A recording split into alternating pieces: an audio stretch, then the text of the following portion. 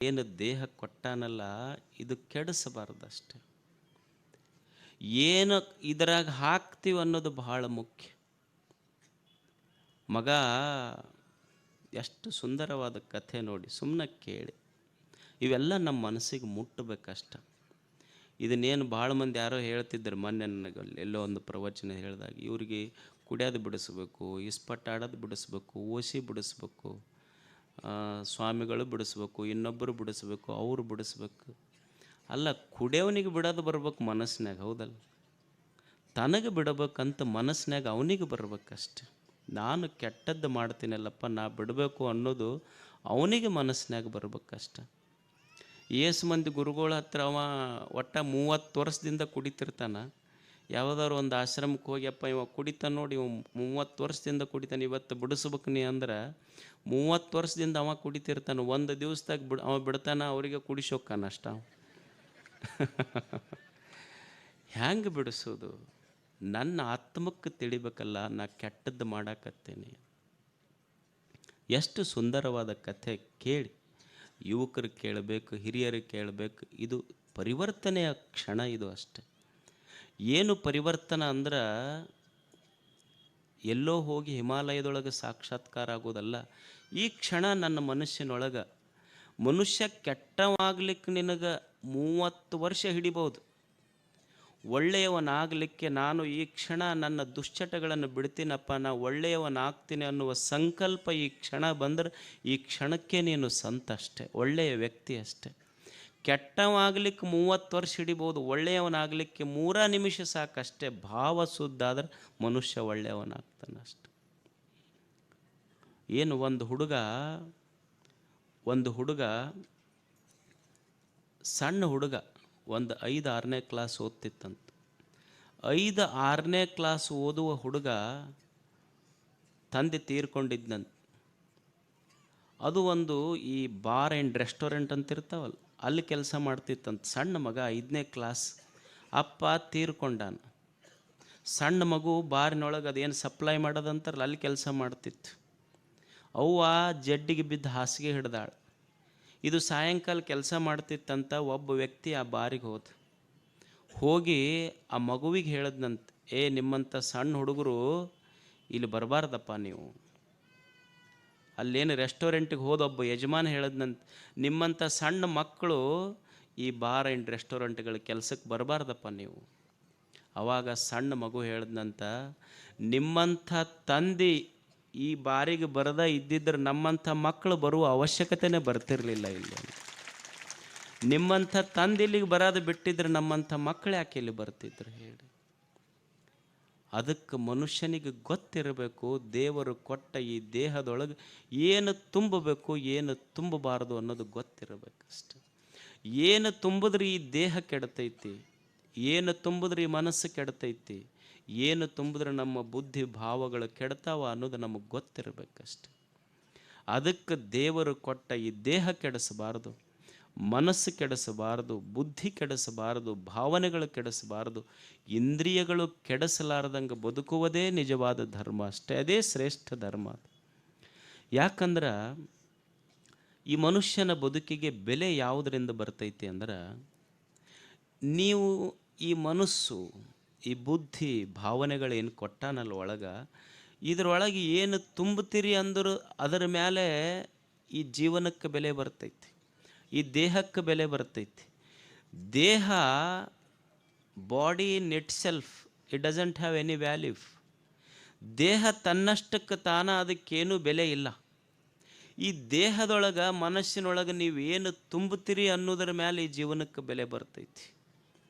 ಈಗ ನೀವು ನೋಡ್ರಿ, ಒಂದು ಬಾಟ್ಲಿ ಐತಿ, ಪ್ಲಾಸ್ಟಿಕ್ ಬಾಟ್ಲಿ ಇರ್ತೈತಿ. ಈ ಪ್ಲಾಸ್ಟಿಕ್ ಬಾಟ್ಲಿ ನೀವೆಲ್ಲರ ನೋಡ್ರಿ, ನೀರು ಕುಡ್ದು ಒಗೆದಿರ್ತಾರಲ್ಲ, ಅದನ್ನು ಈ ಸಣ್ಣ ಮಕ್ಕಳು ಮೋಡ್ಕಕ್ಕೆ ಹಾಕೋರೆಲ್ಲ ಬಾಟ್ಲಿ ತೊಗೊಂಡು ಹೋಗ್ತಿರ್ತಾರೆ. ಪ್ಲಾಸ್ಟಿಕ್ ಚೀಲದಾಗ ತುಂಬಿಕೊಂಡು ಮೋಡ್ಕಕ್ಕೆ ಒಯ್ದೊಯ್ದು ಹಾಕ್ತಿರ್ತಾರೆ ಅವ್ರು. ನೀವು ಅವು ಬಾಟ್ಲಿ ತುಂಬೋರಿಗೆ ಕೇಳ್ರಿ, ಅದ್ರಾಗ ಏನೂ ಕಿಮ್ಮತ್ತಿಲ್ಲ, ಸುಮ್ಮನೆ ಚೀಲದಾಗ ತುಂಬ್ಕೊತಿರ್ತಾರೆ, ಒಯ್ದೊಯ್ದು ಒಗಿತಿರ್ತಾರೆ ಅವನ್ನಷ್ಟೆ. ಈಗ ಅದ ಖಾಲಿ ಬಾಟ್ಲಿ ಐತಲ್ಲ, ಖಾಲಿ ಬಾಟ್ಲಿಗೆ ಏನೂ ಕಿಮ್ಮತ್ತಿಲ್ಲ, ಯಾರ ಮೋಡ್ಕಾದವ್ರು ತುಂಬ್ಕೊಂಡು ಹೋಗ್ತಾರೆ. ನೀವು ಅದೇ ಬಾಟ್ಲಿ ಒಳಗೆ, ಅದೇ ಖಾಲಿ ಬಾಟ್ಲಿ ಒಳಗೆ ಒಂದಿಷ್ಟು ನೀರು, ಚಲೋ ಬಿಸ್ಲೇರಿ ಅಂತ ಇರಲ್ಲ, ಅದನ್ನು ನೀರು ತುಂಬ್ರಿ, ಅದು ಖಾಲಿ ಬಾಟ್ಲಿ ಒಳಗೆ ಬಿಸಿಲೇನಿ ನೀರು ತುಂಬಿದ್ರೆ ಅದು 40 ರೂಪಾಯೋ 30 ರೂಪಾಯಿಗೋ ಬೆಲೆ ಬಾಳ್ತೈತಿ. ಖಾಲಿ ಇದ್ದ ಕಿಮ್ಮತ್ತಿಲ್ಲ, ಮೊಡ್ಕಾದವ್ರು ತೊಗೊಂಡು ಹೋಗ್ತಿದ್ರು. ಆದ್ರೆ ಅದ್ರಾಗ ಚಲೋ ತಾಜಾ ಪ್ಯೂರ್ ನೀರು ತುಂಬಿದ್ರಿ ಅಂದ್ರೆ ಅದು 30 ರೂಪಾಯಿಗೆ ಬೆಲೆ ಬಾಳ್ತೈತಿ. ಮತ್ತು ಅದ ಬಾಟ್ಲಿ ಒಳಗೆ ನೀವು ಚಲೋ ಜವಾರಿ ಆಕಳ ಹಾಲು ತುಂಬಿ ಬಾಟ್ಲಿ ಕೊಡ್ರಿ, ಅದು ಎಷ್ಟಕ್ಕೆ ಹೋಗ್ತೈತಿ? ಅವಾಗ ಅದು 80 ರೂಪಾಯಿ 100 ರೂಪಾಯಿಗೆ ತೊಗೊತಾರೆ. ಮತ್ತು ಅದೇ ಬಾಟ್ಲಿ ಒಳಗೆ ನೀವು ಚಲೋ ಆಕಳು ತುಪ್ಪ ತುಂಬಿ ಕೊಡ್ರಿ, ಅದೇ 1 ಲೀಟ್ರ್ ಅವಾಗ ಅದು 500 ರೂಪಾಯಿ 1000 ರೂಪಾಯಿಗೆ ಮಾರ್ತೈತಿ. ಅಂದ್ರೆ ಇರುವ ಖಾಲಿ ಬಾಟ್ಲಿಗೆ ಕಿಮ್ಮತ್ತಿಲ್ಲ, ಮೋಡ್ಕಕ್ಕೆ ಒಯ್ತಿದ್ರು, ಅದ್ರಾಗ ಚಲೋ ನೀರು ತುಂಬಿದ್ರೆ 30 ರೂಪಾಯಿ ಬೆಲೆ ಬಂತು. ಚಲೋ ಆಕಳ ಹಾಲು ತುಂಬಿದ್ರೆ 80 ರೂಪಾಯಿಗೆ ಬೆಲೆ ಬಂತು. ಅದ್ರೊಳಗೆ ಚಲೋ ಆಕಳು ತುಪ್ಪ ತುಂಬಿದ್ರೆ 500 ರೂಪಾಯಿ 1000 ರೂಪಾಯಿ ಬೆಲೆಗೆ ಬಂತು. ಅಂದ್ರೆ ಖಾಲಿ ಬಾಟ್ಲಿಗೇನು ಕಿಮ್ಮತ್ತಿಲ್ಲ, ಖಾಲಿ ಬಾಟ್ಲಿಯೊಳಗೆ ಏನು ತುಂಬುತ್ತೀರಿ ಅನ್ನೋದ್ರ ಮೇಲೆ ಆ ಬಾಟ್ಲಿಗೆ ಕಿಮ್ಮತ್ತೈತಿ. ಹಂಗೆ ಮನುಷ್ಯನ ದೇಹಕ್ಕೆ ಕಿಮ್ಮತ್ತಿಲ್ಲ, ಈ ದೇಹದೊಳಗೆ ಏನು ತುಂಬುತ್ತೀರಿ ಅನ್ನೋದ್ರ ಮೇಲೆ, ಈ ದೇಹಕ್ಕೆ ಏನು ತುಂಬುತ್ತೀವಿ ಅನ್ನೋದ್ರ ಮೇಲೆ ಈ ದೇಹಕ್ಕೆ ಕಿಮ್ಮತ್ತಿದೆಯೇ ಹೊರತು ಇದು ಚಲೋದು ತುಂಬಿದ್ವಿ ಕಿಮ್ಮತ್ತು ಬರ್ತೈತಿ, ಮತ್ತು ಏನೂ ತುಂಬಲಿಲ್ಲ ಅಂದ್ರೆ ಒಂದು ದಿವಸ ಮೋಡ್ಕಕ್ಕೆ ಒಗಿತಾರೆ, ಇದು ಕೊಯ್ದು ಅಷ್ಟೇ ಮೋಡ್ಕಕ್ಕೆ ಹೋಗ್ತೈತಿ. ಇದು ಒಂದು ದಿವಸ ಏನು ತುಂಬುತ್ತಿ ಈ ದೇಹಕ್ಕೆ ರೀಸೌಂಡ್ ಆಗ್ತೈತೆ. ಈ ದೇಹದ ಮೇಲೆ ಸಾಕ್ಬಿಡ್ರಿ. ಈ ದೇಹದೊಳಗೆ ನಾವು ಏನು ತುಂಬುತ್ತೀವಿ ಅನ್ನೋದ್ರ ಮೇಲೆ ಈ ದೇಹದ ಬೆಲೆ ನಿಂತಿರ್ತೈತೆ ಅಷ್ಟೆ. ಅದಕ್ಕೆ ದೇವರು ಕೊಟ್ಟಂಥ ಈ ಬದುಕೈತೆಲ್ಲ ಇದನ್ನು ಕೆಡಿಸಲಾರ್ದಂಗೆ ಬದುಕಬೇಕು ಮನುಷ್ಯ. ಇದನ್ನು ಚಲೋದಕ್ಕೆ ಬಳಸಬೇಕಷ್ಟೆ. ಇದಕ್ಕೆ ಚಲೋದಕ್ಕೆ ಬಳಸಿದ್ರೆ ದೇವರು ಏನು ಕಣ್ಣು ಕೊಟ್ಟಾನ, ಕಿವಿ ಕೊಟ್ಟಾನ, ಕೈ ಕೊಟ್ಟಾನ, ಕಾಲು ಕೊಟ್ಟಾನ, ಮನಸ್ಸು ಕೊಟ್ಟಾನ, ಬುದ್ಧಿ ಭಾವನೆಗಳನ್ನು ಕೊಟ್ಟಾನಲ್ಲ, ಇದನ್ನು ಚಲೋದಕ್ಕೆ ಬಳಸಿದೀವಿ ಅಂದ್ರೆ, ಲೋಕ ಕಲ್ಯಾಣದ ಕೆಲಸಕ್ಕೆ ಬಳಸಿದ್ರೆ ಇದಕ್ಕೆ ಯಜ್ಞ ಅಂತ ಕರೆದ್ರು. ಭಾಳ ಸುಂದರ ಶಬ್ದ ಬಳಸಿದ್ರು, ಯಜ್ಞ ಅಂತ ಕರೆದ್ರು ಇದಕ್ಕೆ. ಯುಜ್ಜ ಧಾತು, ಯುಜ್ಜ ಅಂದರೆ ಸದ್ಬಳಕೆ ಮಾಡಿಕೊಳ್ಳೋದು, ಒಳ್ಳೆಯದರಲ್ಲಿ ನನ್ನನ್ನು ನಾನು ತೊಡಗಿಸಿಕೊಳ್ಳುವುದಕ್ಕೆ ಯಜ್ಞ ಅಂತ ಕರೀತಾರೆ. ಈಗ ನೀವು ಮನೆಯೊಳಗೆ ಭಾಳ ಕಾಡ್ತಿತ್ತು ಅಂದ್ರೆ ಹೋಮ ಮಾಡಿಸೋದಿಲ್ಲ, ಏನಂತೀರಿ ನೀವು ಅದಕ್ಕೆ? ಹೋಮ ಹವನ ಮಾಡ್ಬೇಕಂತೀರಲ್ಲ, ಯಜ್ಞ ಮಾಡಿಸೋದು ಅಂತೀರಿ ನೀವು ಅದಕ್ಕೆ. ಎಷ್ಟು ಗೀತೆ ದಾರ್ಶನಿಕರು ಎಷ್ಟು ಚಂದ ಹೇಳಿದ್ರು ಅಂದ್ರೆ, ನೋಡಪ್ಪ ನಿಜವಾದ ಯಜ್ಞ ಯಾವುದು? ಯಜ್ಞ ಅಂದ್ರೆ ಬರೇ ಬೆಂಕಿಯೊಳಗೆ ಬೆಂಕಿ ಒಂದು ಸಣ್ಣ ಕುಂಡ್ಲಿ, ಏನು ಯಜ್ಞ ಕುಂಡ ಇರ್ತೈತಿ, ಅದರೊಳಗೆ ನೀ ತುಪ್ಪ ಶ್ರೀಗಂಧದ ಕಟ್ಟಿಗೆ ಹಾಕಿ ಮಾಡುವುದಷ್ಟೇ ನಿಜವಾದ ಯಜ್ಞ ಅಲ್ಲ. ಬಸವಣ್ಣವ್ರು ಎಷ್ಟೊಂದು ಒಳ್ಳೆ ಚಿಂತನೆ ಮಾಡಿದ್ರು ಅಂದ್ರೆ, ಅಕಸ್ಮಾತ್ ಅದೇ ನಿಜವಾದ ಯಜ್ಞ ಆಗಿತ್ತು ಅಂದ್ರೆ, ನೀನೇನು ಅದರೊಳಗೆ ತುಪ್ಪ ಹಾಕ್ತೀಯಲ್ಲಪ್ಪ, ಶ್ರೀಗಂಧದ ಕಟ್ಟಿಗೆ ಹಾಕ್ತೀಯಲ್ಲ, ಚಲೋ ಚಲೋ ಬಟ್ಟೆ ಹಾಕ್ತೀಯಲ್ಲ, ಇದ ನಿಜವಾದ ಯಜ್ಞ ಆಗಿದ್ರ, ಇದ ನಿಜವಾದ ದೇವರಾಗಿದ್ರ, ಅವರ ಚಿಂತನೆ ಎಷ್ಟು ಚಂದ ಐತಿ ಅಂದ್ರೆ, ಕಿಚ್ಚು ದೈವವೆಂದು ಪೂಜಿಸಿ ಹವಿಯ ನಿಕ್ಕುವನ ಮನೆಯಲ್ಲಿ ಕಿಚ್ಚದ್ದು ಸುಡುವಾಗ ಬಚ್ಚಲ ನೀರ ಹೊಯ್ದು ಬೀದಿಯ ಧೂಳ ಹಾಕಿ ಆರಿಸುವವರು ಬೊಬ್ಬಿಟ್ಟು ಕರೆವರೆಲ್ಲ. ಎಷ್ಟು ಚಂದ ಅಂತಾರಂದ್ರೆ, ನಿಜವಾದ ಯಜ್ಞ ಯಾವುದಪ್ಪ? ಎಷ್ಟು ಶರಣರ ಚಿಂತನೆ ಎಷ್ಟು ಚಂದ ಐತಿ. ನೀ ಏನು ಒಂದು ಸಣ್ಣ ಯಜ್ಞ ಕುಂಡ ಮಾಡಿ ಅದರೊಳಗೆ ತುಪ್ಪ ಹಾಕಕತ್ತಿ, ಅದರೊಳಗೆ ಶ್ರೀಗಂಧದ ಕಟ್ಟಿಗೆಯನ್ನು ಹಾಕಿ, ಅದರೊಳಗೆ ರೇಷ್ಮೆ ಬಟ್ಟೆಗಳನ್ನು ಹಾಕಿ ಯಜ್ಞ ಮಾಡಕತ್ತೀಯಲ್ಲ, ಇದು ದೇವರಂತ ನೀ ಪೂಜೆ ಮಾಡಕತ್ತೀಯಲ್ಲಪ್ಪ. ಅಕಸ್ಮಾತ್ ಇದರೊಳಗಿಂದ ಒಂದು ಕಿಡಿ ಹಾರಿ ಮನಿಗೆ ಹತ್ತಪ್ಪ ಬೆಂಕಿ, ಮತ್ತು ಮನಿಗೆ ಬೆಂಕಿ ಹತ್ತಂದ್ರೆ ಆರ್ಸಕ್ಕೆ ಹೋಗ್ತಿರಿಲ್ಲ, ಬಚ್ಚಲು ನೀರು ಒಯ್ದು ತುಪ್ಪ ಹಾಕೋರು ಬಡ ಬಡ ಬಚ್ಚಲು ನೀರು ಹಾಕ್ತೀರಿ, ಬೀದಿ ಧೂಳು ಹಾಕ್ತೀರಿ. ಅದಕ್ಕೆ ಯಾಕೆ ಒಯ್ದು ಆರ್ಸಕ್ಕೆ ಶುರು ಮಾಡಿದ್ರಪ್ಪ? ಕೈ ಮುಗಿಬೇಕಿದು, ಸಣ್ಣ ದೇವರು ಅದು ದೊಡ್ಡ ದೇವ್ರು ಅಂತ ಕೈ ಮುಗಿಬೇಕು, ಆರ್ಸಕ್ಕೆ ಯಾಕೆ ಹೋಗ್ತೀನಿ ನೀನು?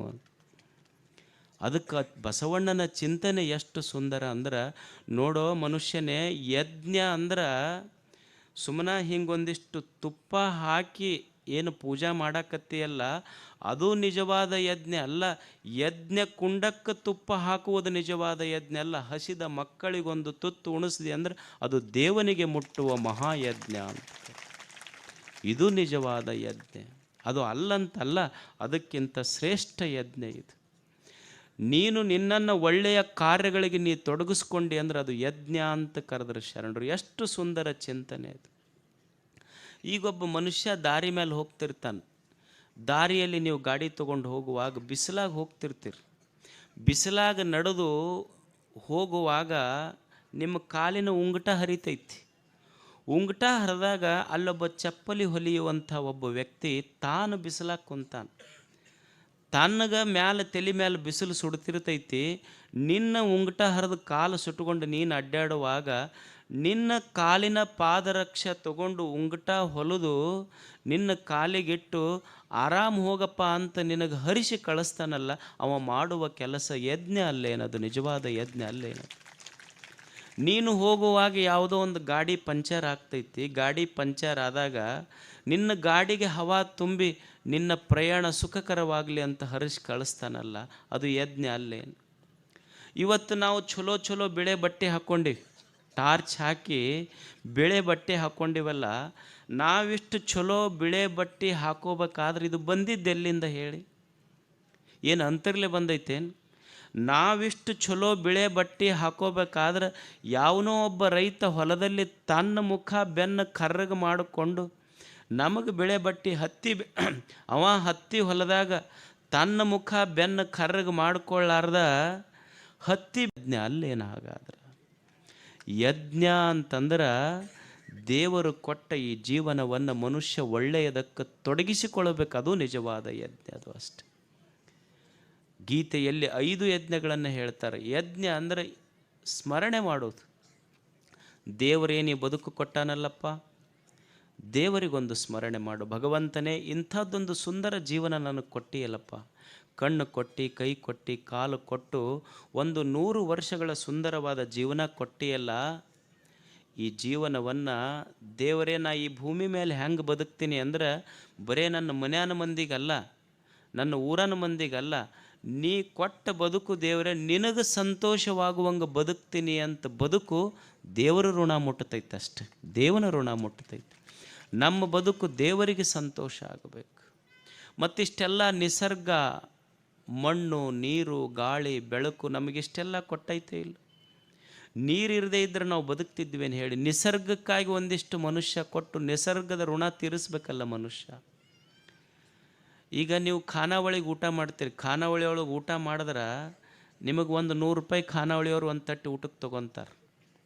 ದೇವರಿಷ್ಟೆಲ್ಲ ಅನ್ನ ನೀರು ಎಲ್ಲ ಪುಕ್ಕಟೆಯಾಗಿ ಕೊಟ್ಟಾನಿಲ್ಲ. ಒಂದು ಬಾಟ್ಲಿ ನೀರು 50 ರೂಪಾಯಿ ತೊಗೊತಾರೆ. ನೀವು ಒಂದು ಲೈಟ್ ಹಚ್ಚಿರಿ, ನಿಮಗೇನು KPTCLನವ್ರು ಬಂದು ತಿಂಗಳ ಕರೆಂಟ್ ಬಿಲ್ ಕೇಳ್ತಾರೆ. ದೇವರು ಸೂರ್ಯ ಚಂದ್ರರಂಥ ಆರದ ದೀಪಗಳನ್ನು ಹಚ್ಚಿಬಿಟ್ಟಾನಲ್ಲ, ಎಂದರೆ ಬಿಲ್ ಕೊಡು ಅಂತ ಕೇಳ್ಯಾನೇನು ದೇವರು? ಮತ್ತು ನಿಸರ್ಗಕ್ಕೆ ಏನು ಕೊಟ್ಟಿವಿ ಹೇಳಿ? ಮತ್ತು ನಿಮ್ಮದೊಂದು ಸೈಕಲ್ ಟ್ಯೂಬ್ ಪಂಚರ್ ಆದ್ರೆ ಅದಕ್ಕೆ ಹವಾ ತುಂಬಕ್ಕೆ 10 ರೂಪಾಯಿ ಕೊಡ್ತೀರ ಇಲ್ಲ ನೀವು? ಒಂದು ಸುಮ್ಮನೆ ಸೈಕಲ್ ಟ್ಯೂಬ್ ಪಂಚರ್ ಆದ್ರೆ ಹವಾ ತುಂಬಕ್ಕೆ 10 ರೂಪಾಯಿ ಕೊಡ್ತೀರಿ. ಇಂಥ ಸುಂದರವಾದ ದೇಹ ಕೊಟ್ಟು ಇದಕ್ಕೆ 9 ರಂಧ್ರಗಳದಾವ ದೇಹಕ್ಕೆ. 9 ರಂಧ್ರಗಳೊಳಗೆ ಈ ದೇಹದೊಳಗೆ ಹವಾ ತುಂಬಿ 9 ರಂಧ್ರ ಇದ್ದರೂ ಸಹಿತ ಇದನ್ನು ಪಂಚರ್ ಆಗಲಾರ್ದಂಗೆ ನೋಡ್ಕೊಂಡಲ್ಲ ದೇವರು. ಅವನಿಗೇನು ಕೊಟ್ಟಿವಿ ಹೇಳಿ ನಾವೆಲ್ಲ? ಅದಕ್ಕೆ ಮನುಷ್ಯ ನಿಸರ್ಗಕ್ಕೆ ಏನಾದರೂ ಕೊಟ್ಟು ಬದುಕುವುದು. ಅನ್ನ ಕೊಟ್ಟ ದೇವನಿಗೆ, ನೀರು ಕೊಟ್ಟ ದೇವನಿಗೆ, ಗಾಳಿ ಕೊಟ್ಟ ದೇವನಿಗೆ, ಬೆಳಕು ಕೊಟ್ಟ ದೇವನಿಗೆ. ನೋಡಿ, ಇಲ್ಲೆಲ್ಲ ಹುಡುಗರು ಯುವಕರು ಸೇರಿಕೊಂಡು ಇಲ್ಲೊಂದು ಕೆರೆ ನಿರ್ಮಾಣ ಮಾಡ್ಯಾರ. ಎಷ್ಟು ಸಂತೋಷದ ಕೆಲಸ! ಅವಾಗೆಲ್ಲ ನೀರು ಎಲ್ಲಿ ಬೇಕು ಅಲ್ಲಿ ಸಿಗ್ತಿತ್ತು. ನೀರಿಗೆ ಈ 21ನೇ ಶತಮಾನದ ಒಂದು ದೊಡ್ಡ ಸಮಸ್ಯೆ ಏನಾದರೂ ಇದ್ದರೆ ನೀರಿನ ಸಮಸ್ಯೆ ಅಂತ. ಮನುಷ್ಯಾಗ ನೀರು ಎಷ್ಟು, ಅದರ ಶಬ್ದನೇ ಎಷ್ಟು ಚಂದ ಐತಿ. ನೀರು, ಇದರ ಅರ್ಥ ತಿಳ್ಕೊಡ್ರಿ ನೀವು. ನೀರು ನೀ ಇರ್ಬೇಕಾದ್ರೆ ನೀರು ಬೇಕು, ಇರದೇ ಇದ್ರೆ ನೀ ಬದುಕೋದಿಲ್ಲ. ಅದಕ್ಕೆ ನೀರು ಅಂತ ಕರೆದ್ರೆ ಅದಕ್ಕೆ ಅವ್ರು. ನೀ ಇರ್ಬೇಕಾದ್ರೆ ನೀರು ಬೇಕು. ನೀರಿಲ್ಲದೆ ಬದುಕಕ್ಕೆ ಆಗ್ತೈತೇನು ಮನುಷ್ಯ? ನೀ ಎಷ್ಟ ಶ್ರೀಮಂತಿರುವಪ್ಪ, ನೀ ಹೋಗಾಗ ಏನು ಗಳಿಸಿದ 1 kg ಬಂಗಾರ ಇಟ್ಟಿರ್ಬೋದು ಮನ್ಯಾಗ. ಏನಪ್ಪ 1 kg ಬಂಗಾರ ಇಟ್ಟಾನ, 1 ತೊಲಿ ಬಾಯಾಗಿಡ್ರಿ ಅಂತಾರನು ಹೋಗಾಕ? ಇದ್ದೊಂದು ಗುಂಡುಗಡಿಗೆ ಕಸ್ಕೊಂತಾರೆ, ಹೌದಲ್ಲ? ಏನು ಅನ್ನೋದಿಲ್ಲ. ನೀವು ಹೋಗಾಗ 1 ತೊಲಿ ಬಂಗಾರ ಇಡ್ರಿ ಅನ್ನೋದಿಲ್ಲ ಬಾಯಾಗ. ಏನಿಡ್ರಿ ಅಂತಾರೆ, ಒಂದು ಗುಟಕ್ಕೆ ನೀರು ಕೊಡ್ರಿ ಅಂತಾರೆ. ನಾವು ಹೋಗುವಾಗ ನೀರು ಬಿತ್ತೆ ಹೊರತು ಬಂಗಾರ ಬೀಳಲಿಲ್ಲ ನನ್ನ ಬಾಯಾಗ. ನೀರು ಬೇಕು ಮನುಷ್ಯಾಗ. ಅಂಥ ಒಂದು ನೀರಿನ ರಕ್ಷಣೆಯ ಸಲುವಾಗಿ ಇಲ್ಲೊಂದು ಕೆರೆ ಕಟ್ಟುವ ಕೆಲಸ ಇಲ್ಲೆಲ್ಲ ಯುವಕರು ಮಾಡಿದ್ದಾರೆ. ಹಿರಿಯರದಕ್ಕೆಲ್ಲ ಎಷ್ಟು ಸ್ಫೂರ್ತಿ ಕೊಟ್ಟಿದ್ದಾರೆ. ಹೀಗೆ ಒಳ್ಳೆಯ ಕೆಲಸಗಳನ್ನು ಮಾಡ್ತಾ ಮಾಡ್ತಾ ಹೋಗ್ಬೇಕಾದ ಜಾತ್ರೆ ಅಷ್ಟೆ. ಜೀವನ ಅನ್ನೋದು ಒಂದು ಜಾತ್ರೆ ಮಾಡ್ಕೊಂಡು ಹೋಗಿಬಿಡ್ಬೇಕಷ್ಟೆ. ಇರೋದು ಎಷ್ಟು ದಿವಸ ಇರ್ತೀವಿ ನಾವು? ಒಂದು 100 ವರ್ಷದ ಬದುಕ ಇರುವಷ್ಟು ದಿವಸ ಚಂದ ಬದುಕಿ ಹೋಗ್ಬೇಕಷ್ಟೇ. ನಾವು ಯಾತ್ರಿಕರು, ನಾವು ದಿವ್ಯ ಕ್ಷೇತ್ರವೇ ಲೋಕ. ಇದು ಜಗತ್ತೇನಿದೆ, ಈ ಜಗತ್ತು ದೇವನ ಜಾತ್ರೆ ಅಂತಾರೆ ಇದಕ್ಕೆ ದೊಡ್ಡವರು. ಯಾತ್ರಿಕರು ನಾವು, ದಿವ್ಯ ಕ್ಷೇತ್ರವೇ ಲೋಕ. ಈ ಕ್ಷೇತ್ರ ಇದೊಂದು ದೇವನ ಜಾತ್ರೆ ನಡೆದೈತಿಲ್ಲಿ. ನಾವು ಯಾತ್ರಿಕರಾಗಿ ಬಂದೀವಿ ಅಷ್ಟೆ. ಯಾತ್ರಿಕರಾಗಿ ಬಂದೀವಿ. ಈ ಜಗತ್ತಿಗೆ ನಾವು ಹೆಂಗೆ ಬಂದೀವಿ ಅಂದರೆ ಪಿಕ್ನಿಕ್ಕಿಗೆ ಬಂದೀವಿ ಅಂತಾರೆ. I have had my invitation to this world's festival.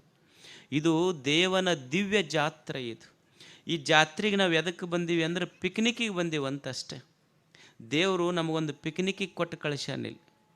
ಈಗ ತಾಯಿ ಕಳಿಸೋದಿಲ್ಲ, ಪಿಕ್ನಿಕ್ಕಿಗೆ ಹೆಂಗೆ ಕಳಿಸ್ತಾಳೆ ಮಕ್ಕಳಿಗೆ ತಾಯಿ ಹೆಂಗೆ ಪಿಕ್ನಿಕ್ಕಿಗೆ ಹೋಗ್ಯಾರ ಇಲ್ಲಿ ಕಳಿಸಿರಿಲ್ಲ ನೀವು? ತಾಯಿ ಅಂದರೆ ಎಲ್ಲ ಮಕ್ಕಳಿಗೆ ಹೆಂಗೆ ಕಳಿಸಿರ್ತೀರಿ? ಅವಕ್ಕೆ ತಾಯಿ ಏನು ಮಾಡ್ತಾಳೆ? ರೊಟ್ಟಿ, ಚಿತ್ರಾನ್ನ, ಪಲ್ಯ, ಎಲ್ಲ ಸ್ವೀಟು ಎಲ್ಲ ಕಟ್ಟಿ ಮಗನಿಗೆ ಹೇಳ್ತಾಳೆ, ನೋಡಪ್ಪ ನಿನ್ನ ಸಲುವಾಗಿ ಏನು ಬೇಕು ಅದನ್ನೆಲ್ಲ ಕಟ್ಟೀನಿ, ಮತ್ತು ನಿನ್ನ ದೋಸ್ತರ ಸಲುವಾಗಿ ಒಂದಿಷ್ಟು ಕಟ್ಟೀನಿ, ತೊಗೊಂಡು ನೀನು ಚಂದ ಉಂಡು ನಿಮ್ಮ ದೋಸ್ತರಿಗೆ ಉಣಿಸಿ ಚಂದ ಜಾತ್ರೆ ಮಾಡಬಾ ಅಂತ ತಾಯಿ ಪಿಕ್ನಿಕ್ಕಿಗೆ ಹೋಗಬಾ ಅಂತ ತಾಯಿ ಕಳಿಸಿರ್ತಾಳೆ. ಇವ ಅವು ಕಟ್ಟಿದ ಬುತ್ತಿ ತೊಗೊಂಡು ಹೋತು ಪಿಕ್ನಿಕ್ಕಿಗೆ ಎಲ್ಲ ದೋಸ್ತರಿಗೆ ಕೂಡ ಹೋಗಿವ ಏನು ಮಾಡ್ದೆ? ಅವು ಕಟ್ಟಿದ ಬುತ್ತಿ ಉಣ್ಲಿಲ್ಲ. ಅದನ್ನು ಇನ್ನೊಬ್ರು ಏನು ಹುಡುಗರು ಬುತ್ತಿ ತಂದಿದ್ರಲ್ಲ, ಆ ಬುತ್ತಿ ಒಂದಿಟ್ಟು ಹರಿದ, ಅವ್ರದ್ದು ಒಂದಿಷ್ಟು ಚೆಲ್ದ, ಇನ್ನೊಬ್ಬರು ಕೂಡ ಒಂದಿಷ್ಟು ಜಗಳ ಆಡ್ದ, ಅವ್ರ ಅಂಗಿ ಹರಿದ, ತನ್ನ ಅಂಗಿ ಹರ್ಕೊಂಡು ಮನೆಗೆ ಬಂದು ಕೂಡಲೇ ಅವು ನೋಡಿದ್ಲು. ನೋಡಿ, ಅಲ್ಲೋ ನೀನು ಉಂಡು ಚಂದಿರು ಅಂತ ಪಿಕ್ನಿಕ್ಕಿಗೆ ಹೋಗಿ ಬಾ ಅಂತ ನಿನಗೆ ಬುತ್ತಿ ಕಟ್ಟಿದ್ದೆ, ರೊಟ್ಟಿ ಕಟ್ಟಿದ್ದೆ, ಚಲೋ ಬಟ್ಟೆ ಹಾಕಿ ಕಳಿಸಿದ್ದೆ, ನಿನ್ನ ರೊಟ್ಟಿನೂ ಉಣ್ಲಿಲ್ಲ, ಮಂದಿ ಬುತ್ತಿನೂ ಕೆಡಿಸಿ ಅಂಗಿ ಹರ್ಕೊಂಡು ಬಂದೆಲ್ಲ, ನಿನಗೆ ಇನ್ನೊಮ್ಮೆ ಪಿಕ್ನಿಕ್ಕಿಗೆ ಕಳಿಸೋದಿಲ್ಲ ನೋಡು ಅನ್ನೋದಿಲ್ಲ ತಾಯಿ ಅಂತಾಳಿಲ್ಲಿ. ನಿನಗೆ ಇನ್ನೊಮ್ಮೆ ಪಿಕ್ನಿಕ್ಕಿಗೆ ಕಳಿಸೋದಿಲ್ಲ. ಹಂಗೆ ದೇವರು ಅನ್ನುವಂಥ ತಾಯಿ ನಮಗೆ ಈ ಜಗತ್ತನ್ನು ನೋಡೋಕೆ ಒಂದು ಪಿಕ್ನಿಕ್ಕಿಗೆ ಕಳಿಸ್ಯಾಳಾಕಿ. ದೇವರು ಪಿಕ್ನಿಕ್ಕಿಗೆ ಕಳಿಸ್ಯಾನ ನಮಗೆಲ್ಲ. ನಮಗೇನು ಕೊಟ್ಟಾನ? ನಂಬುದು ಚಂದ ಉಂಡು ತಿಂದು ಇನ್ನೊಬ್ಬರಿಗೆ ನಮ್ಮ ತುತ್ತಿನೊಳಗೆ ಒಂದಿಷ್ಟು ಕೊಟ್ಟು ಹಂಚಿ ಸಂತೋಷಪಟ್ಟು ಹೋದ್ರೆ ದೇವ್ರಂತಾನೆ ನಿನಗೆ ಇನ್ನೊಮ್ಮೆ ಪಿಕ್ನಿಕ್ಕಿಗೆ ಕಳಿಸ್ತೀನಪ್ಪ ಅಂತಾನೆ. ಮತ್ತು ನಮ್ಮದು ಸರಿಗೆ ಉಣ್ಲಿಲ್ಲ, ಇನ್ನೊಬ್ರದ್ದೊಂದಿಷ್ಟು ಮೋಸ ಮಾಡಿ ವಂಚನೆ ಮಾಡಿ ತಿಂದು ಜಗಳ ಆಡಿ ಊರಿಗೆ ಬೇಸರಾಗಿ ಒಂದು ದಿವ್ಸ ಮ್ಯಾಲೆ ಹೋದ್ರೆ ದೇವ್ರಂತಾನೆ ಇದು it is your last picnic, ನಿನಗೆ ಇನ್ನೊಮ್ಮೆ ಪಿಕ್ನಿಕ್ಕಿಗೆ ಕಳಿಸೋದಿಲ್ಲ ಅನ್ನೋದಿಲ್ಲ ಆತ ದೇವ್ರಂತಾನೆ. ಅದಕ್ಕೆ ಚಂದ ಬದುಕಬೇಕು ಮನುಷ್ಯ ಅಷ್ಟೆ. ದೇವರು ಕೊಟ್ಟ ಈ ಸುಂದರ ಜೀವನವನ್ನು ಚಂದ ಬದುಕುವುದೇ ನಿಜವಾದ ಜೀವನ. ಯಾತ್ರಿಕರಾಗಿ ಇಲ್ಲಿ ಬದುಕುವುದು ಅನ್ನುವಂಥ ಮಾತು ಹೇಳಿ ತಾವೆಲ್ಲ ಎಷ್ಟು ಜನ ಕೂಡಿರೋಡು ಇಷ್ಟು ಒಳ್ಳೆಯ ಮಾತುಗಳನ್ನು ಕೇಳಲಿಕ್ಕಾಗಿ ಅಷ್ಟು ಜಾತ್ರೆ ನಡೆದೈತೆ. ಆದರೂ ಅದನ್ನು ಬಿಟ್ಟು ನೀವೆಲ್ಲ ಕುಂತೀರಿ. ಏನು ನಮ್ಮ ಜನ ಅನ್ನೋದಿಲ್ಲ, ನಮ್ಮ ಊರು ಕೆಟ್ಟೈತ್ರಿ, ನಮ್ಮ ದೇಶ ಕೆಟ್ಟೈತಿ. ಏನೂ ಕೆಟ್ಟಿಲ್ಲ. ನೀರು ಕೆಟ್ಟಿಲ್ಲ, ಗಾಳಿ ಕೆಟ್ಟಿಲ್ಲ, ಬೆಳಕು ಕೆಟ್ಟಿಲ್ಲ. ಏನಾದರೂ ಕೆಟ್ಟಿದ್ರೆ ಮನುಷ್ಯನ ಮನಸ್ಸು ಕೆಟ್ಟೈತೆ ಅಷ್ಟೆ. ಇಂಥ ಪರಿಸ್ಥಿತಿಯೊಳಗೂ ಸಹಿತ ಇಷ್ಟು ಸಾವಿರ ಜನ ಎರಡು ಒಳ್ಳೆಯ ಮಾತುಗಳನ್ನು ಕೇಳಲಿಕ್ಕೆ ಕೂತಿರಲ್ಲ. ಕಾಲ ಇನ್ನೂ ಒಳ್ಳೆಯದೈತೆ ಅನ್ನೋದಕ್ಕೆ ಇದೇ ಒಂದು ನಿದರ್ಶನ. ಇದಕ್ಕಿಂತ ದೊಡ್ಡ ನಿದರ್ಶನ ಏನು ಬೇಕು? ಪಾಪ 6 ಗಂಟೆ ಆದರೆ ಯಾರು ಎಲ್ಲೆಲ್ಲಿ ಜೋಲಿ ಹೊಡ್ಕೊತಿರ್ತಿದ್ರು, ಎಲ್ಲರೂ ಇಲ್ಲಿ ಕುಂತಾರಲ್ಲ. ಇದಕ್ಕಿಂತ ಏನು ಒಳ್ಳೆಯ ಕಾಲ ಬರ್ಬೇಕು ಹೇಳ್ರಿ ನಮಗೆ? ಇದಕ್ಕಿಂತ ಚಲೋ ಕಾಲ ಏನು ಇನ್ನೇನು ಬರ್ತೈತೆ ಹೇಳಿ? ಅದಕ್ಕೆ ಇಷ್ಟು ಹೀಗೆ ಒಳ್ಳೆಯ ಕೆಲಸ, ಒಳ್ಳೆಯ ವಿಚಾರ, ಒಳ್ಳೆಯ ಮನಸ್ಸಿಟ್ಟುಕೊಂಡು ಬದುಕುವುದೇ ನಿಜವಾದ ಜೀವನ ಅಷ್ಟೆ. ಹೀಗೆ ಎಲ್ಲಿ ಒಳ್ಳೆಯ ವಿಚಾರಗಳನ್ನು ಕೇಳುವ ಅವಕಾಶ ಸಿಗ್ತದ ಅದನ್ನು ಕಳ್ಕೋಬಾರ್ದು ಮನುಷ್ಯ. ಸುಮ್ಮನೆ ಒಂದಿಷ್ಟು ಒಳ್ಳೆಯ ವಿಚಾರಗಳನ್ನು ಕೇಳ್ತಿರ್ಬೇಕು. ಯಾಕಂದ್ರೆ ಈ ಜೀವನ ನಾವು ಅಂದ್ಕೊಂಡಂಗೆ ಇರೋದಿಲ್ಲ. ಒಂದಿಷ್ಟು ಕಷ್ಟ, ಒಂದಿಷ್ಟು ಸುಖ, ಒಮ್ಮೆ ದುಃಖ, ಒಂದಿಷ್ಟು ನೋವು, ಒಂದಿಷ್ಟು ಅಪಮಾನ, ಒಮ್ಮೆ ಬಡತನ, ಇವೆಲ್ಲ ಇರ್ತಾವೆ. ಇವುಗಳ ಮಧ್ಯದಲ್ಲಿ ಸಂತೋಷವಾಗಿ ಬದುಕುವುದನ್ನು ಕಲಿಬೇಕಾದ್ರೆ ಒಂದಿಷ್ಟು ಚಲೋ ವಿಚಾರಗಳನ್ನು ಕೇಳಬೇಕಾಗ್ತದೆ ಮನುಷ್ಯ. ಈಗ ನಿಮ್ಮ ಮೊಬೈಲ್ ಐತಿ, ನೀವು ಬೆಳಗ್ಗೆ ಎದ್ದು ಕೂಡಲೇ ಚಾರ್ಜ್ ಮಾಡ್ತೀರಿಲ್ಲ, ಚಾರ್ಜ್ ಇಲ್ಲಾರ್ದೆ ನಿಮ್ಮ ಮೊಬೈಲ್ ನಡೀತೈತೆ ಏನು? ಹ್ಯಾಂಗೆ ಕರೆಂಟಿನ ಚಾರ್ಜ್ ಇಲ್ಲಾರ್ದೆ ನಿಮ್ಮ ಮೊಬೈಲ್ ನಡೆಯುವುದಿಲ್ಲವೋ ಹಂಗೆ ದೊಡ್ಡವರ ಶರಣರ ಒಳ್ಳೆಯ ಮಾತಿನ ಚಾರ್ಜ್ ಇಲ್ಲಾರ್ದೆ ಈ ಜೀವನನೂ ನಡೆಸಬಾರ್ದು ಮನುಷ್ಯ. ಇದು ಸಾಮಾನ್ಯ ಜ್ಞಾನ. ಒಳ್ಳೆಯ ಮಾತಿನ ಮುಖಾಂತರ, ಒಳ್ಳೆಯ ವಿಚಾರಗಳ ಮುಖಾಂತರ ಈ ಜೀವನವನ್ನು ಚಾರ್ಜ್ ಮಾಡ್ಕೊತ ಹೋಗ್ಬೇಕು ಮನುಷ್ಯ. ಸಂಸಾರ ಅಂದಮೇಲೆ ಒಮ್ಮೆ ಹೆಚ್ಚು ಕಡಿಮೆ ಇರುವುದಲ್ಲ. ಒಮ್ಮೆ ನಾವು ಅಂದ್ಕೊಂಡಂಗೆ ಎಲ್ಲರೂ ಹೊಗಳ್ತಾರೇನು, ಒಮ್ಮೆ ಅಪಮಾನಗಳಾಗ್ತಾವೆ, ಒಮ್ಮೆ ಬಡತನ ಬರ್ತೈತಿ, ಒಮ್ಮೆ ದುಃಖ ಬರ್ತೈತಿ ಜೀವನದಲ್ಲಿ, ಒಮ್ಮೆ ನೋವುಗಳು ಬರ್ತಾವೆ, ಒಮ್ಮೆ ನಿರಾಶೆಗಳು ಬರ್ತಾವೆ. ಇವುಗಳ ಮಧ್ಯದೊಳಗೆ ಸಂತೋಷದಿಂದ ಬದುಕುವುದನ್ನು ಕಲಿಬೇಕು ಮನುಷ್ಯ. ಅದನ್ನು ಕಲಿಸುವುದು ಚಲೋ ಮಾತು. ಈಗ ನೀವು ಮನ್ಯಾಗ RCC ಹಾಕ್ತೀರಿಲ್ಲ, RCC ಹಾಕಬೇಕಾದ್ರೆ ಚಲೋ ಜಿಂದಾಲ್ ಸಿಮೆಂಟ್ ತಂದಿರಿ, ಜಿಂದಾಲ್ ಕಬ್ಬಣ ತಂದಿರಿ, ಚಲೋ ಸ್ಟ್ರಕ್ಚರಲ್ ಇಂಜಿನಿಯರ್ ನಿಮ್ಮ ಮನೆ ಪ್ಲ್ಯಾನ್ ಮಾಡ್ಯಾನ, ಎಲ್ಲ ಮನೆ RCC ಹಾಕ್ತಿರ್ಲಿ. ಕಬ್ಬಣಕ್ಕೆ ರೊಕ್ಕ ಕೊಟ್ಟಿರಿಲ್ಲ, ಸಿಮೆಂಟಿಗೆ ರೊಕ್ಕ ಕೊಟ್ಟಿರಿ, ಕಂಕರಿಗೆ ರೊಕ್ಕ ಕೊಟ್ಟಿರಿ, ಉಸ್ಕಿಗೆ ರೊಕ್ಕ ಕೊಟ್ಟಿರಿ, ಎಲ್ಲ ರೊಕ್ಕ ಕೊಟ್ಟು ತಂದು RCC ಹಾಕಿರಲ್ಲ. ನೀರಿಗೇನು ರೊಕ್ಕ ಕೊಟ್ಟಿಲ್ಲ, ನೀವು ಸುಮ್ಮನೆ ಬಿಡ್ತೀರಿ ಅದನ್ನು. ಯಾಕೆ ಅದಕ್ಕೆ ನೀರು ಹಾಕ್ಬೇಕು ಹೇಳ್ರಿ? ಎಲ್ಲ ಚಲೋ ಕಬ್ಬಣ ಐತಿ, ಕಂಕರ ಐತಿ, ಸಿಮೆಂಟ್ ಐತಿ, ಕಬ್ಬಣ ಐತಿ, ಎಲ್ಲನೂ ಮಾಡಿ ಮಿಕ್ಸ್ ಮಾಡಿ RCC ಹಾಕಿರಲ್ಲ. ಅದಕ್ಕೆ ನೀರು ಯಾಕೆ ಬಿಡ್ಬೇಕು? ಕ್ಯೂರಿಂಗ್ ಮಾಡೋದಂತೀರಿಲ್ಲ ನೀವು. ನೀರು ಯಾಕೆ ಬಿಡ್ಬೇಕು ಅಂದ್ರೆ, ಎಷ್ಟ ರೊಕ್ಕ ಕೊಟ್ಟು ಕಬ್ಬಣ ಸಿಮೆಂಟು ಕಂಕರು ಕಬ್ಬಣ ತಂದು ನೀವು RCC ಹಾಕಿದ್ರೂ ಸಹಿತ ನೀರು ಬಿಡದೇ ಇದ್ದರೆ, ಕ್ಯೂರಿಂಗ್ ಮಾಡದೇ ಇದ್ದರೆ ನಿಮ್ಮ RCC ಕ್ರ್ಯಾಕ್ ಬರ್ತೈತದ. ಹೆಂಗೆ ನೀರು ಬಿಡದಿದ್ರೆ ನಿಮ್ಮ RCC ಕ್ರ್ಯಾಕ್ ಬರ್ತೈತಲ್ಲ, ಕ್ಯೂರಿಂಗ್ ಮಾಡದೇ ಇದ್ರೆ ಕ್ರ್ಯಾಕ್ ಬರ್ತೈತಿ. ಹಂಗೆ ಶರಣರ, ದೊಡ್ಡವರ, ಸಂತರ ಮಾತಿನಿಂದ ನಮ್ಮ ಸಂಸಾರವನ್ನು ಕ್ಯೂರಿಂಗ್ ಮಾಡದೇ ಇದ್ರೆ ಇದು ಕ್ರ್ಯಾಕ್ ಬಿಡಕ್ಕೆ ಶುರು ಮಾಡ್ತೈತೆ ಒಂದು ದಿವಸ ಅಷ್ಟೆ. ಕ್ರ್ಯಾಕ್ ಬಿಡಬಾರ್ದು ಅಂದ್ರೆ ಒಂದಿಷ್ಟು ಚಲೋ ಮಾತುಗಳನ್ನು ಕೇಳುವ ಅವಕಾಶ ಸಿಕ್ಕಾಗ ಮನುಷ್ಯ ಕೇಳಬೇಕನ್ನುವಂಥ ಮಾತು ಹೇಳಿ, ದೇವರೇನು ಈ ಬದುಕು ಕೊಟ್ಟಾನಲ್ಲ, ಚಲೋದಕ್ಕೆ ಬಳಸೋದಷ್ಟ, ಒಳ್ಳೆಯದಕ್ಕೆ ಬಳಸಿ ಈ ಜೀವನವನ್ನು ಕಟ್ಟಿಕೋಬೇಕು ಮನುಷ್ಯ. ನಾನು ಪದೇ ಪದೇ ಈ ಮಾತು ಹೇಳ್ತೇನೆ. ನನಗೆ ಸುಖ ಬಂದಿದ್ರೆ ನಾನು ಮಾಡಿದ ಪುಣ್ಯದ ಫಲದಿಂದ ಸುಖ ಬಂದಿರ್ತೈತಿ. ನನಗೆ ದುಃಖ ಬಂದಿದ್ರೆ ನಾನು ಮಾಡಿದ ಪಾಪದ ಕೆಲಸದಿಂದ ನನಗೆ ದುಃಖ ಬಂದಿರ್ತೈತಿ. ಸುಖ ದುಃಖಗಳು ನಾನು ಮಾಡಿದ ಪುಣ್ಯ ಮತ್ತು ಪಾಪದ ಫಲಗಳಷ್ಟೇ. ನಾನು ಪುಣ್ಯ, ನೀವು ಬೇವಿನ ಬೀಜ ಬಿತ್ತಿ ಮಾವಿನ ಫಲ ಪಡಿಲಿಕ್ಕೆ ಸಾಧ್ಯ ಇಲ್ಲ.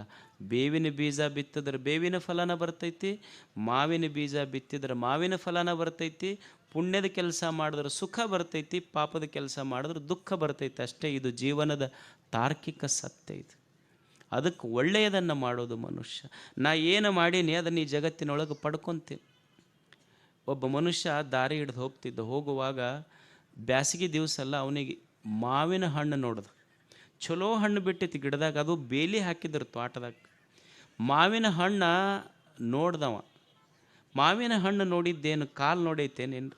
ಇಲ್ಲ, ನೋಡಿದ್ದು ಕಣ್ಣು. ಕಣ್ಣು ನೋಡ್ತಲ್ಲ, ಕಣ್ಣು ಹೋಗಲಿಲ್ಲ, ನಡೆದಿದ್ದು ಕಾಲು. ಹಣ್ಣು ನೋಡಿದ್ದು ಕಣ್ಣ, ನಡೆದಿದ್ದು ಕಾಲ. ಮಾವಿನ ಹಣ್ಣು ಹರ್ಕೊಂಡಿದ್ದು ಕೈ, ತಿಂದಿದ್ದು ನಾಲಿಗೆ. ನೋಡಿದ್ದು ಕಣ್ಣ, ನಡೆದಿದ್ದು ಕಾಲ, ಹರ್ಕೊಂಡಿದ್ದು ಕೈ, ತಿಂದಿದ್ದು ನಾಲಿಗೆ. ಮತ್ತು ತಿಂದು ಕೂಡಲೇ ಅವ್ನು ಹೊಲ್ದಾವ ಹೆಂಗೆ ಸುಮ್ಮಿರ್ತಾನೆ, ಬಡಗಿ ತೊಗೊಂಡು ಏಟು ಬಿಟ್ಟನಲ್ಲ, ಏಟು ತಿಂದಿದ್ದು ಬೆನ್ನ. ಎಷ್ಟು ವಿಚಿತ್ರ ಐತಿ ಅಂದ್ರೆ, ಹಣ್ಣು ನೋಡಿದ್ದು ಕಣ್ಣ, ಕಣ್ಣ ಹಣ್ಣು ನೋಡಿತು, ನೋಡಿದ್ದು ಕಣ್ಣ, ನಡೆದಿದ್ದು ಕಾಲ, ಹರ್ಕೊಂಡಿದ್ದು ಕೈ, ತಿಂದಿದ್ದು ನಾಲಿಗೆ, ಏಟು ತಿಂದಿದ್ದು ಬೆನ್ನ. ಆದ್ರೆ ನೋವಾಗಿ ನೀರು ಬಂದಿದ್ದು ಯಾವುದು ಮೊದಲು ನೋಡಿತ್ತಲ್ಲ ಆ ಕಣ್ಣಾಗ ನೀರು ಬಂತು. ಇದು ಸತ್ಯ. ಇದು ಮನುಷ್ಯ ಏನು ನೋಡಿತ್ತಲ್ಲ ಅದ ಕಣ್ಣಾಗ ನೀರು ಬಂತೆ ಹೊರತು ಕಾಲಾಗ ಕೈಯಾಗ ಬರಲಿಲ್ಲ. ಯಾವ ನೋಡ್ಯಾನಲ್ಲ ಅವನಿಗೆ ನೀರು ಬಂದೈತೆ ಅಷ್ಟೆ. ನಾವು ಏನು ಮಾಡೀವಿ ಅದನ್ನು ಪಡ್ಕೊತೀವಿ ಜಗತ್ತಿನಲ್ಲಿ. ಅದಕ್ಕೆ ಕೆರೆ ಕಟ್ಟಿಸೋದು, ಜಾತ್ರೆ ಮಾಡೋದು, ದಾಸೋಹ ಮಾಡೋದು, ಚಲೋ ಚಲೋ ಪುಣ್ಯದ ಕೆಲಸ ಮನುಷ್ಯ ಜೀವನದಲ್ಲಿ ಮಾಡ್ತಾ ಹೋಗಬೇಕು, ಸಂತೋಷವಾಗಿ ಬದುಕಬೇಕು. ಇದು ಜೀವನದ ಸಾರ್ಥಕತೆ ಅಂಥೇಳಿ ತಮಗೆಲ್ಲ ಒಳ್ಳೆಯದಾಗಲಿ ಅಂತ ಹಾರೈಸಿ ನಮ್ಮ ಮಾತುಗಳನ್ನು ಮುಗಿಸ್ತಾರೆ.